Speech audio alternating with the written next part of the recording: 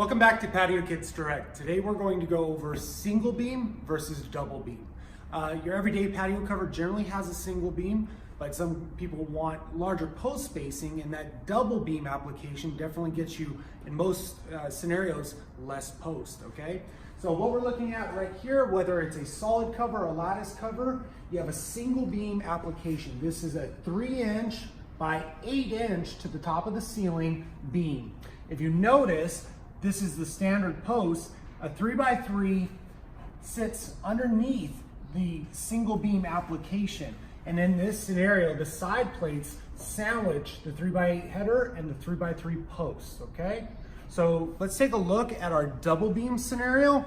Our double beam, it's basically two beams. You have a beam on one side and another beam on the other side, and that's sandwiching the post.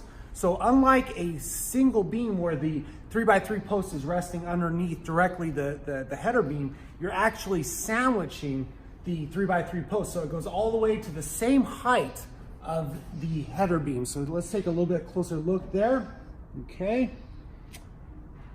And then how you're mounting that is basically you're shooting screws from the side into the header beam or into the 3x3 post, okay? With a single beam, the normal overhang is 1 foot back. That's pretty standard. With a double beam, you're looking at bringing the post back about 18 inches because with a double beam application, you have a 3-inch beam here, a 3-inch post, and another 3-inch beam. So you want to bring that back about 18 inches on center to the post. Any questions, feel free to reach us at 888-851-8351, and thank you for your time today.